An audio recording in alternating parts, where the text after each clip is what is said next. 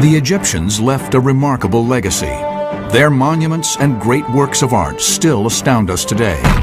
Yet we will reveal another surprising aspect of Egyptian life: their weapons of war and their lethalness on the battlefield. Archaeologists have found evidence of some of the most incredible ancient battles ever fought, changing much of what we thought we knew about the ancients. This is the story of the battle for supremacy of the superpowers of the ancient world.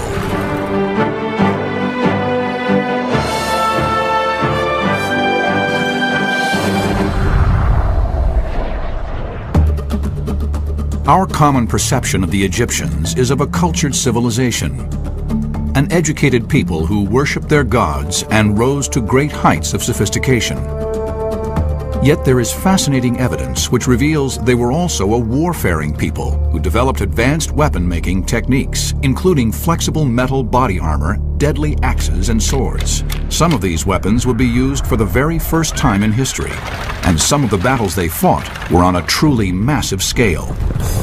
The greatest of all was perhaps the magnificent Battle of Kadesh. This battle was fought between the Egyptians, commanded by Ramses II, and the Hittites, led by King Muwatalli. It's the first human conflict that we have any sort of detailed records for. Even by today's standards, it was a huge battle with thousands of charioteers. It's not inconceivable that we could be thinking of a total chariot presence in excess of 6,000. Both the Hittites and the Egyptians would bring new, advanced weapons to the battlefield. You could almost compare the situation between the Egyptians and the Hittite Empire to the Cold War between the United States and the Soviet Union in the second half of the 20th century. The Battle of Kadesh will also be forever remembered as the defining moment in the reign of the great Egyptian pharaoh Ramses II. Imagine coming to the throne as a young man. New powers had grown up around Egypt who were encroaching on the boundaries of Egypt, and Ramses had to face this threat head-on. Through his skill as a brave commander, Ramses protected the lands of ancient Egypt, allowing his people to flourish. The critical factor was ensuring the security of Egypt's borders. Egypt was a beautiful country. The great Nile River fed the surrounding lands, making them rich and fertile. For thousands of years, the Egyptians enjoyed the benefits of this bountiful location. Yet there was a major problem. Due to the country's exposed position in the east of the Mediterranean, the lands were susceptible to attack from enemy raiders crossing over from nearby territories. If I could choose a place to live in antiquity, I think Egypt would be the place to live, and one of the main reasons is because Egypt had plenty of food. In the Bible you read stories of people traveling to Egypt because there's famine in their own country. By around 1200 BC, the Egyptians had a powerful neighbor who posed a specific threat. The hostile civilization was the mighty Hittites. They were both forces to be reckoned with. The Hittite kingdom had, at its height, controlled large swaths of the country now known as Turkey, as far east as the Euphrates River and as far south to the Egyptian border to the lands we now know as Syria. The earliest record of their existence is from 1900 BC, and they were a powerful force for over 700 years. Yet their magnificent empire was almost lost to history. For thousands of years, little was known of their civilization, until a series of remarkable discoveries were made in Hattusha, Turkey in 1905. This amazing site is still producing a constant stream of evidence of weapons and ancient architecture. Archaeologists have now used the data to recreate these imposing city walls and give us a glimpse of the impressive size and power of the city. The empire, the state, can document its power by building and sustaining these large monumental walls. Some features of these walls are maybe comparable to present-day representative buildings like, let's say, the White House in Washington or other state buildings all over the world, which are also built to represent and document the power of a given state. We now realize how important the ancient city of Hattusha was, and how powerful a military powerhouse the Hittites had become. They had to have a large, powerful, well-trained and well-organized army. It was one of the key factors in their policy. They have discovered some rare and intriguing finds, which show the Hittites' level of craftsmanship in their weaponry. They include superb bronze arrow and spearheads, cutting knives, and an extremely well-preserved 3,000-year-old axe head. One particularly revealing find was a magnificent stone carving found on a wall 10 miles north of Hattusha, which shows the curved swords used by the Hittites in battle. These gods are depicted all the same, holding a sickle sword. We think that the sickle sword is a significant weapon of the Hittite army. The unusual weaponry was specific to the Hittites, who had developed lethal sickle-shaped weapons. These were unlike anything the Egyptians were using at the time. The Egyptians had made the critical error of allowing their military system to become obsolete, and indeed their military equipment to become obsolete. That is an absolute recipe for disaster at any period in history. In contrast, the Egyptian army of this period was an infantry force of bowmen, spearmen, and archers. For thousands of years, the Egyptians had not needed to significantly develop their weapons, as their enemies were no more advanced than themselves. But all this would change when they came into major conflict with the Hittites.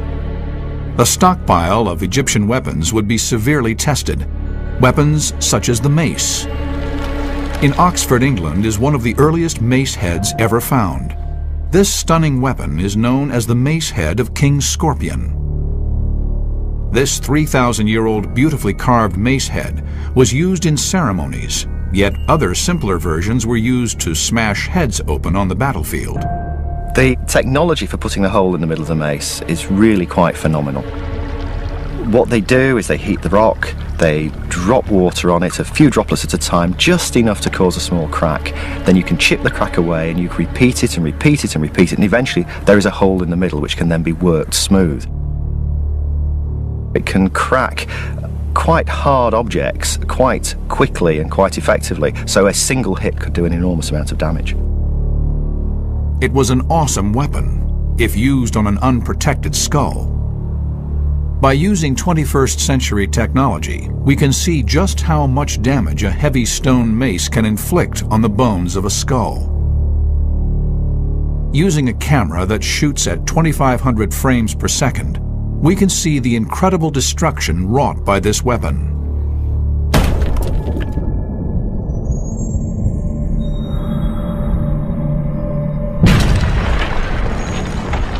For thousands of years, it would be wielded by Egyptians in battle as one of the important weapons they used to suppress invading enemies. But when armies reached Egypt's borders who wore metal helmets, the mace became useless.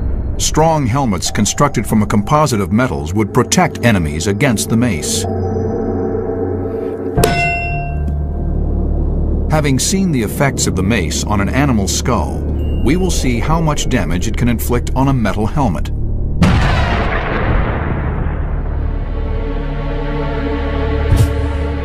Let's have a look here.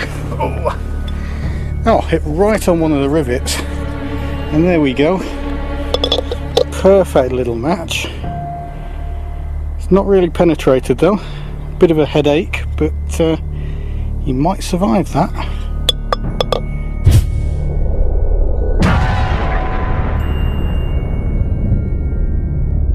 By the 13th century BC, the Egyptian army had become weak against well-protected enemy forces. They found themselves dropping behind in a developing ancient arms race.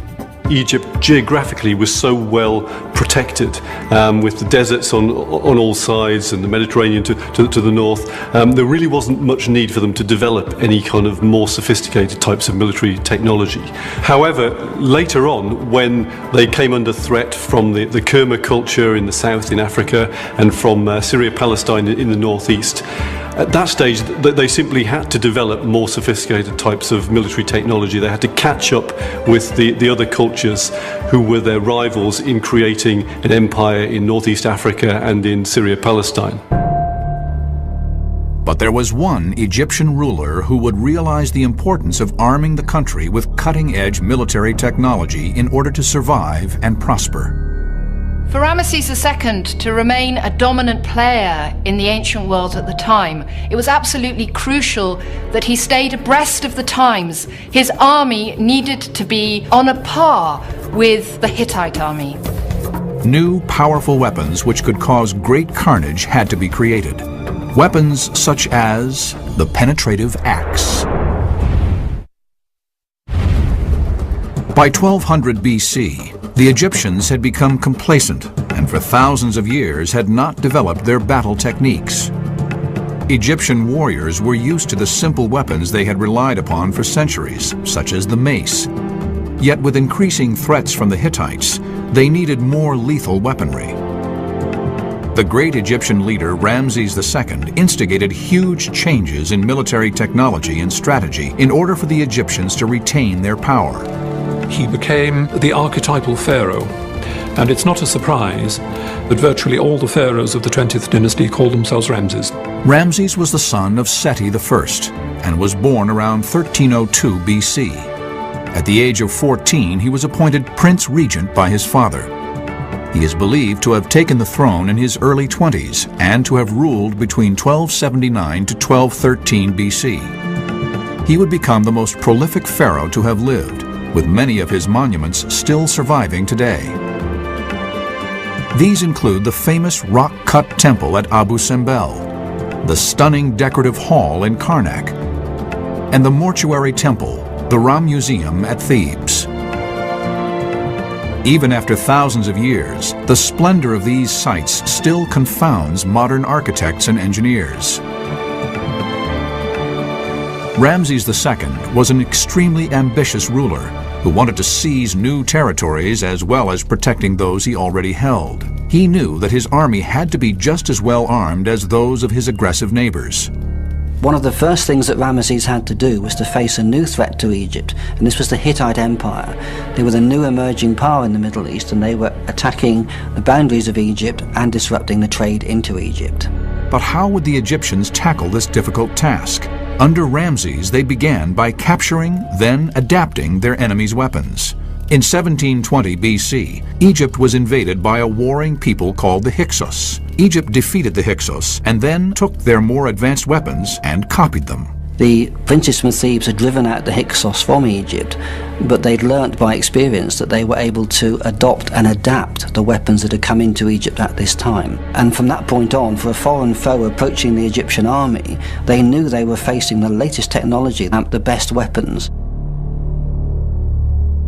Amazingly, one of the most dangerous weapons developed by the Egyptians was the penetrative axe.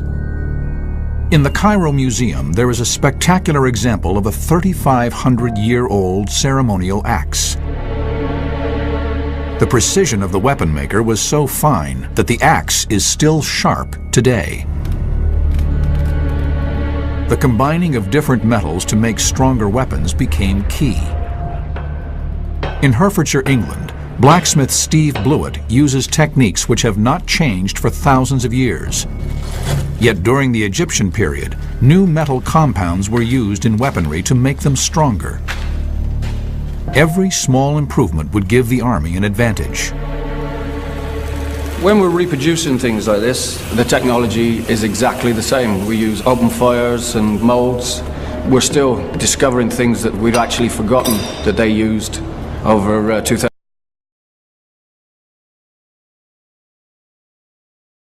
years ago. This is a bronze Egyptian penetrative axe. As far as we can gather, it probably would have been used on fleeing and wounded opponents.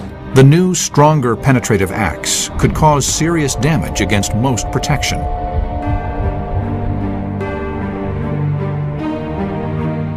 This is bronze, which is a mixture of copper and tin, and bronze is actually 3 times harder than either of the parent metals.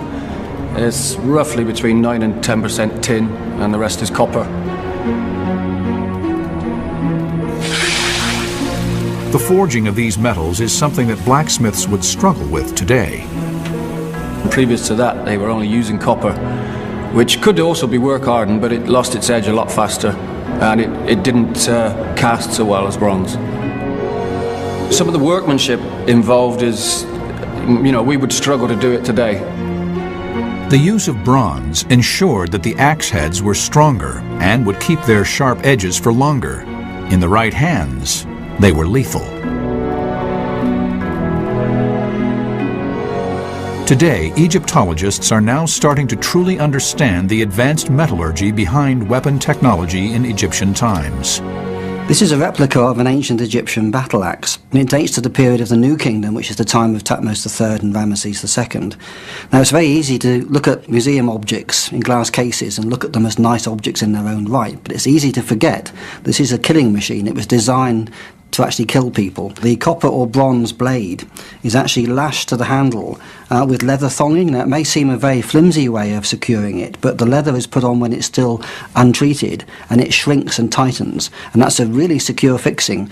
That means that soldiers can do their own maintenance. If they have a damaged handle, they can replace the handle and do it themselves. You don't need a big military workshop there. This long haft of the axe, it gives it a longer swing when you're using it, and this flared shape at the end, again, that's not just nice design, it's to stop the axe falling out of your hand when you're using it if you're hot and sweaty. But how powerful was the penetrative axe when tested against an ancient helmet?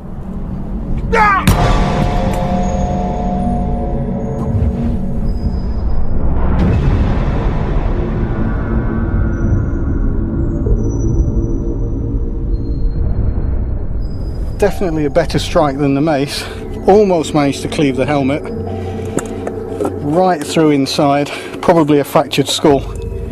Not a happy bunny.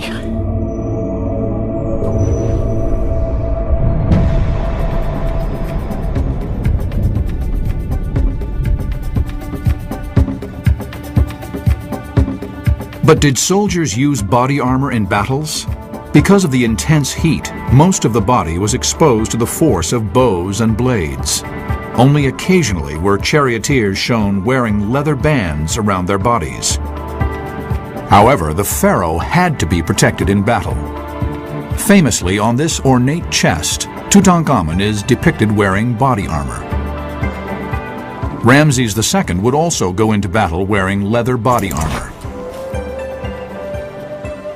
Yet the Hittites were more advanced. Intriguingly, they had actually developed flexible metal armor. This is a replica, this is a reconstruction which was done a few years ago.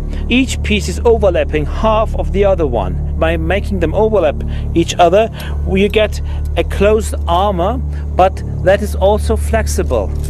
If an arrow hits this straight, it can't get through. And even if it hits from the side, it gets stuck between these plates. This one is made for humans, to prevent humans from getting hurt, but there are larger ones which were obviously used for horses. The infantry relied upon their shields as their protection. They relied on a design that they had been using successfully for centuries. These Egyptian shields show the construction using wood covered with leopard hide. Those in use on the battlefield would be similar in design but less extravagant. This is a replica of an ancient Egyptian shield. Again, the original dates to the period of the New Kingdom. It's made of wood overlaid with leather. And you can see by the size, it's superbly designed to actually protect the upper part of your body. This shield is big enough to shield me and maybe one other person from incoming arrows or from spears or blows from axes. It's also large enough to kneel behind. Imagine facing the incoming Egyptian infantry. They have a wall of shields like this. They will be impenetrable to your arrows and when you're at close quarters to your swords and battle axes.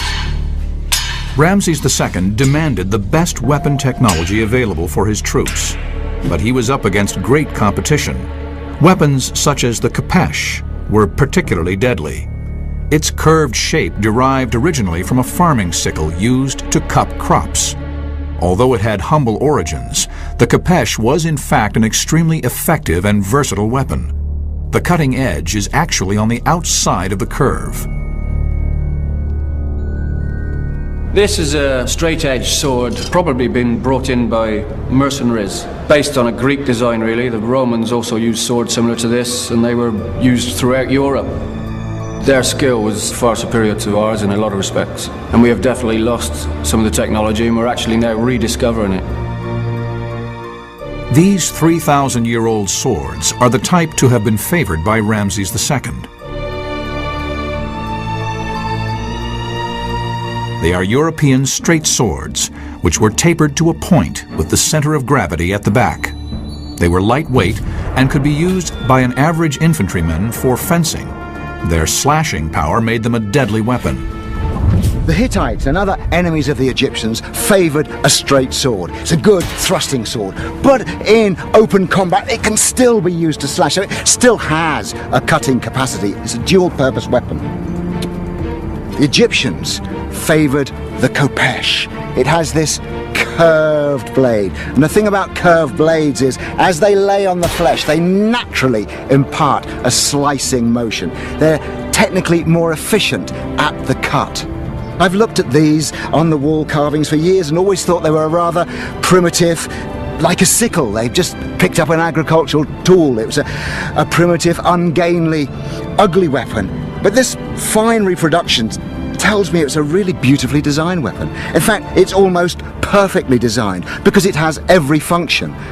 I can still thrust with it because the curve is so created that the thrusting point is a direct line from my shoulder. And it's also got this little hook, so I can get in, I can hook an enemy's shield, bring it down and jab him in the face. And if that hasn't done it, slash open his jaw.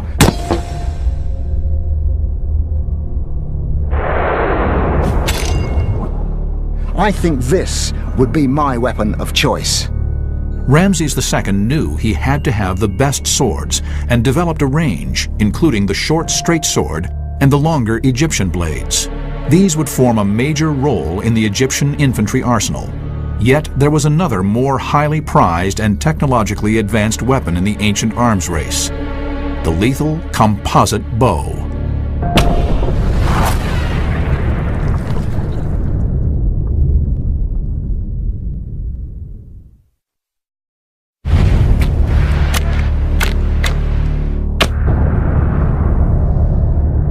In Egypt in the 12th century BC, Ramses II was building a powerful fighting force to protect Egypt and conquer new lands. Yet he would need the most advanced weaponry available to achieve this. One of the most highly developed weapons which would impact on the battlefield was the composite bow. Deep in the bowels of the Cairo Museum can be found a unique set of Egyptian composite bows.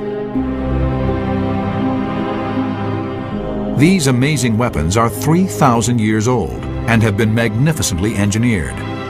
Bows and arrows had been used for centuries by the Egyptians, but invading enemies like the Hyksos brought new technology. You have the Hyksos coming in with their compound bows, confronting the Egyptians. They can stand off out of range of the Egyptians and shoot them to pieces with compound bows. And the only solution the Egyptians have to that is to get the compound bow themselves. The Egyptians first used simple bows, which were between 3 to 6 feet in length, but these would be outperformed by the more powerful composite bow. It was constructed to achieve the greatest possible range while retaining a manageable size and weight. Inside here is an extremely sophisticated piece of engineering. The engine of the bow is created using thin strips of buffalo horn, which keep their shape and act as a powerful spring during firing. The horn was attached to a pre-formed piece of wood with resin and left to set for a month.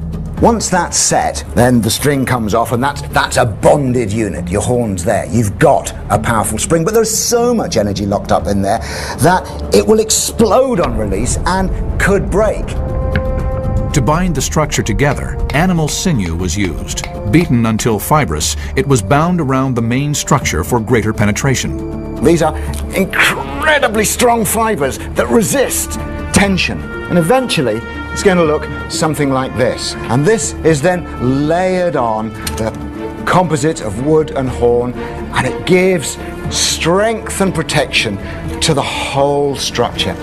All the elements of the bow were held together using a resin glue derived from fish, but this would take a great deal of time to set. This is going to take something like 18 months to 2 years before it sets to the right and stable consistency. So making a composite bow was a very highly developed technology, but it was an incredibly expensive technology. Today's equivalent composite materials are fiberglass and carbon fiber. It's the same thing. Horn is essentially carbon. So when that's laminated with fiberglass, these are the materials that we go to space in and the other gizmos of our modern day society.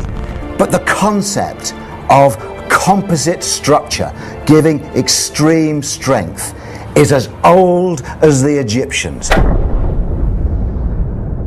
With a composite bow, you don't need to restring it just before the battle. You can actually carry the bow around ready strung for quite long periods. So the composite bow was a big leap ahead from that point of view and was absolutely essential to the new Egyptian armies of the New Kingdom. This was a really ingenious piece of technology. If you look at it in its unstrung shape, you will see how the composite materials, the horn, the sinew and the wood, have been set for a pre-formed shape. So you can see these limbs are already set as a spring, so that when I string it, you've already loaded the spring in its state of rest. These limbs are already straining forward, and you get this wonderful shape that we see on all the wall carvings. And then when I pull it, it changes shape yet again and metamorphosizes into this wonderful crescent arc, full of power.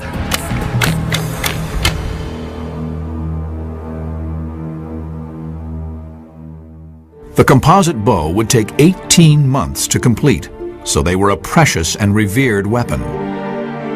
These extremely ornate composite bows were found in the tomb of Tutankhamun and are some of the finest examples ever discovered.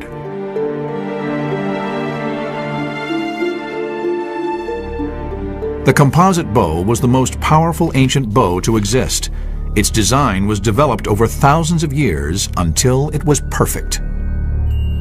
But how powerful was it?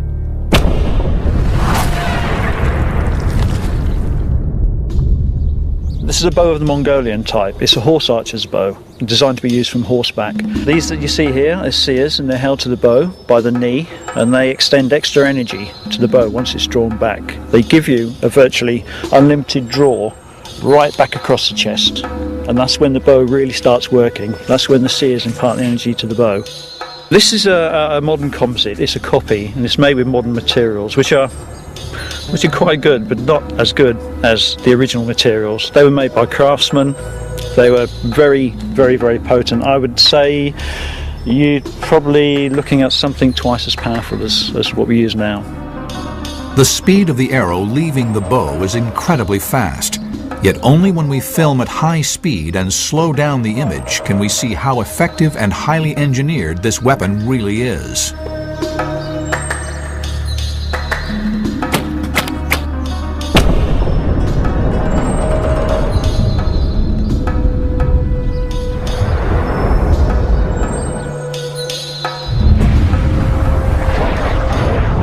Action!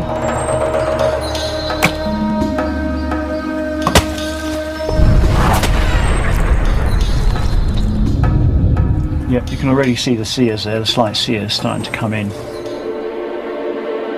Once the arrow is released, it actually bends around the bow to allow it to carry on straight. And then what it does is what we call fishtail, from side to side until it straightens up. And you'd probably be looking at probably close to 300 feet per second for an arrow. 300 feet per second. That's over 200 miles per hour. The impact from such a weapon would be fatal. Ramses II had amassed a powerful arsenal of weaponry in order to challenge the Hittites at the Battle of Kadesh. Yet there would be one more weapon which would be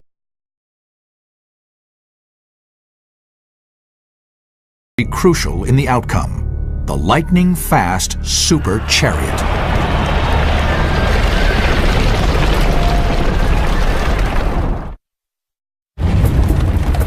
In the ancient world, chariots became the most important piece of military equipment that a superpower could possess. Chariots evolved over time from what was initially quite a clumsy cart with solid wheels and so on, into eventually the ultimate war machine, very lightly built, very efficient. It was probably the most complex object that anybody in the ancient world ever attempted to construct.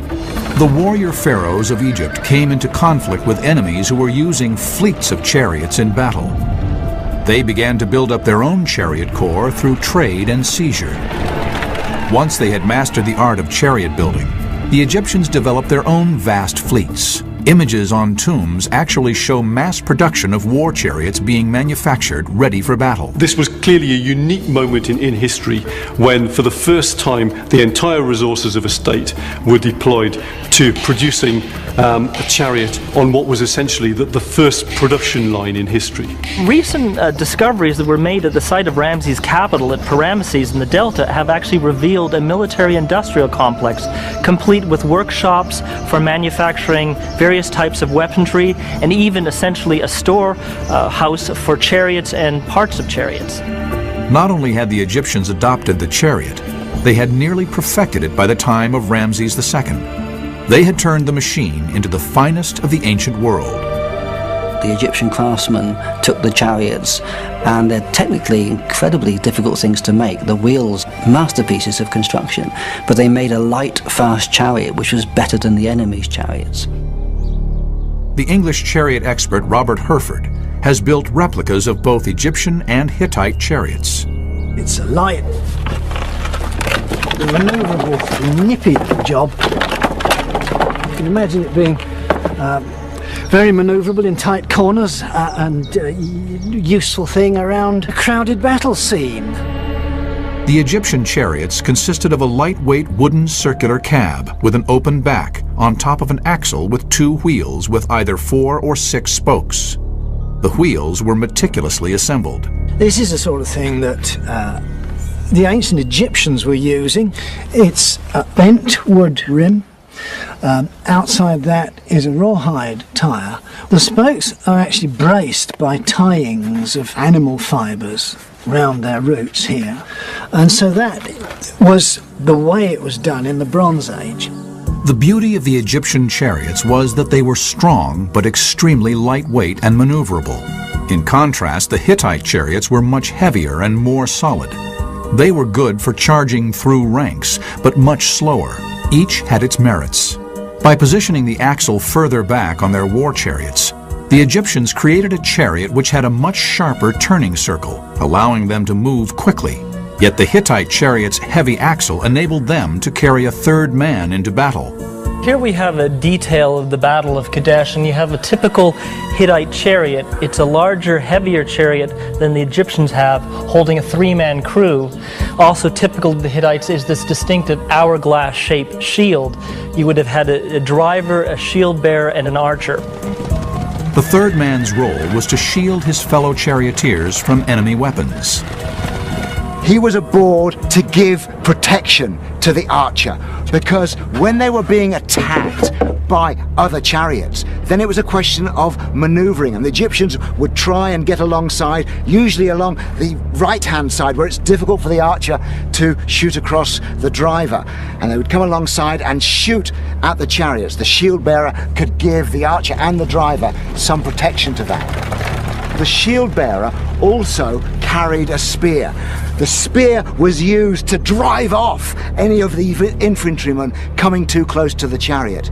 It could, in extreme circumstances, be used like a lance. You could get a Hittite chariot coming up behind an Egyptian chariot, and you'd go for the horses. So the shield man with his spear had a dual function: to fight other chariots and to protect against infantry. You look at the Hittite chariots, and essentially you've got somebody with a spear, somebody with a shield, and so on. They just don't seem to have had the same brilliant conception of the chariot as a way of moving your archers very rapidly around the battlefield. The superior speed of the Egyptian chariots gave them a great advantage. Although only carrying 2 men, they could escape their enemies quickly by moving out of range or making lightning surprise attacks, A superb ceremonial example can be seen in the Cairo Museum. You can see what one of these ancient Egyptian chariots would have looked like from the examples preserved in the tomb of Tutankhamun. And here you typically see a very wide axle, much wider than the chariot car itself, with the wheel set very far back at the back of the cab. The cab itself is very small and very shallow, so it would have been a tight fit for both a driver and an archer to sit in one of these chariots. However, the Egyptian chariot was very lightweight and extremely maneuverable. They were essentially the F-16 fighters of their day. Ramses II had amassed his men and their high-tech weapons. He was now ready to go into battle. We have to remember that the ancient Egyptians hadn't had the horse and chariot before the New Kingdom. So Ramesses II, with the combination of the composite bow and the horse and chariot, really did have the peak of military equipment. Ramses II's reputation as a great military leader would rest on his success at Kadesh. But when would he strike? The stage was set for the Battle of Kadesh. Ramses II had prepared his forces with the finest weaponry and was ready to embark on one of ancient history's decisive battles. He led his infantry and charioteers on a 1,000-mile journey northwards to oust the Hittites from the city of Kadesh. The power struggle between the two great societies was about to reach the breaking point. Ramses wanted to avenge the encroachment of the Hittites on Egyptian territories. The Hittites were empire building and set their sights on the valuable trade routes in and out of Egypt. The Egyptians had lost the province of Kadesh in Syria 50 years before Ramses came to the throne, and the empire had survived quite nicely without it. But the Egyptians seemed to have had an obsession with Kadesh. They couldn't let go of it. They had to get it back to save their own face. The citadel of Kadesh sits on a tall rocky mound in the middle of a vast plain, an ideal theatre of war for chariots. And that valley was a crucial and lucrative trade route. Ramesses wanted that, and that is why he marched his army nearly 1,000 miles to face King Muwatalli and take Kadesh. Ramses finally arrived on the edges of the plain below Kadesh. He knew King Muwatalli's Hittite troops were in the region, and he would face an awesome force of thousands of troops and well-armed charioteers. He was outnumbered, and his only chance of victory would be in the strategic deployment of well-armed infantrymen. But more specifically, his skilled bowmen attacking on their high-speed chariots. But what strategy did Ramses employ to make sure his archers had the advantage? The key would be the pattern of short, sharp attacks and the rounds which could be fired in quick succession. As a way of demonstrating this technique, weaponry expert Mike Lodes will fire a composite bow from a chariot to show the pattern of forays which would be undertaken by the Egyptians. For demonstration purposes, we have used a platoon of Roman soldiers to represent the Hittites, who fought in a much later period, but would have had similar shields and helmets for protection. The chariot wasn't used like a tank. It wasn't a contact weapon for smashing through, because if you've got a dense phalanx of men and you charge with a chariot, it's got horses at the front, it's a light vehicle, there's no real weight there. After the first two ranks, the speed is frustrated, the chariots come to a halt, the charioteers hauled off and killed. So it's not used for that sort of contact. What it's used for is against infantry. It needs to frustrate the movements of infantry on the battlefield to get tactical advantage. As I'm riding in, I want to see how many arrows I can drop into this block. I'm at my most vulnerable when I turn, because obviously sideways on, you've got the horse sideways on, it's an easy target for them. So I don't want to go too close to them, just as close as I dare, and make that turn as sharp as we can. And as we get away, I still want to send some shots back.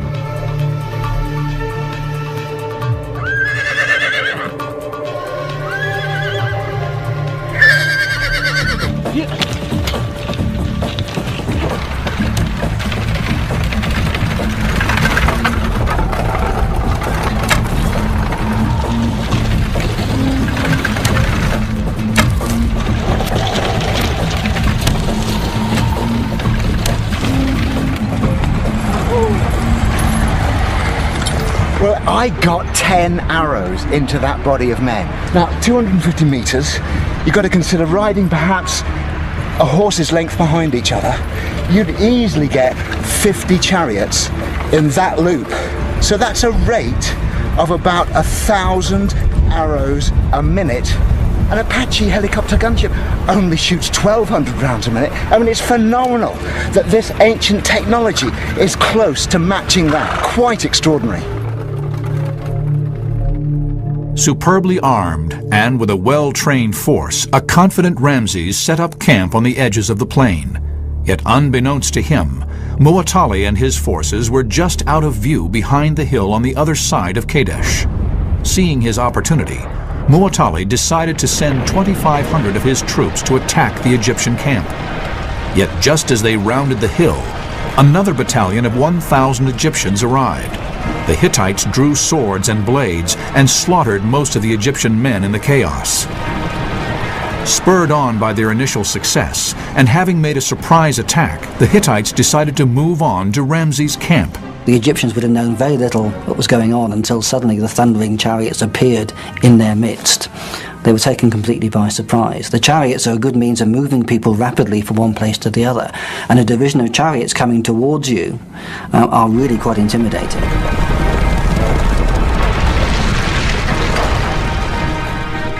In a legendary act of warfare, accounts describe how Ramses rallied his troops and led them in a terrifying counterattack against the Hittites. Pursued by the faster Egyptian chariots, the fleeing Hittites were pushed back to their base by Ramses. Now they were headlong helter-skelter where Ramesses was pushing them. And Ramesses' account says they had to abandon their chariots and swim for home. They swam like crocodiles, he says. It was a great psychological victory. At its height, it is estimated that around 6,000 chariots were locked in combat at Kadesh. As many as 20,000 soldiers in all were fighting with advanced weaponry. So now, on the open plain, where chariots can do what chariots need to do, Ramesses defeats them. He really wins that day and drives them across the river. The Hittite leader had seen at first hand the ferocity and determination of Ramses and his men. Witnessing the carnage and not wishing for further bloodshed, the Hittite king Muwatalli decided to call a ceasefire. Ramesses then laid siege to it by surrounding the city with his troops, but it soon became clear that it was almost a no-win situation. The Hittites weren't going to give up, and Ramesses couldn't sustain a siege around the city for a long time. Ramses declared himself the victor and returned home a great hero. Yet in reality, both leaders agreed to a truce. The Battle of Kadesh wasn't a great victory for Ramesses II. These days, it's generally considered a stalemate, but he was able to turn it into a hugely important piece of propaganda. As far as the Egyptian people were concerned, he was the great victorious ruler, and he covered the temples of Egypt with these statements of his victory and his supremacy in the ancient world. There continued to be skirmishes around Kadesh for another 15 years, yet no battle as fierce as the Battle of Kadesh was fought there again. The battle finally led to the Egyptians and the Hittites joining forces against the civilization who loomed over both of them, the Assyrians. In a remarkable strategic move, the Egyptians and Hittites signed the first ever peace treaty in history. A copy of the famous peace treaty is displayed today in the headquarters of the United Nations in New York. And we have both accounts, the Egyptian written account, which is in Karnak Temple, and a Hittite account as well. And the two superpowers agreed to be friends. Whatever the outcome, Ramses had transformed Egypt into a military powerhouse of the ancient world. Ramesses was the man. Ramesses was the man of the moment. And Ramesses was the pharaoh of Egypt, and it still retained its superiority among nations of the time. War has always been the catalyst for technological breakthroughs, and the axes, swords, and knives of ancient wars laid the foundations for military technology for thousands of years. What new inventions remain to be rediscovered in modern times and make us rethink everything we thought we knew about the ancient world?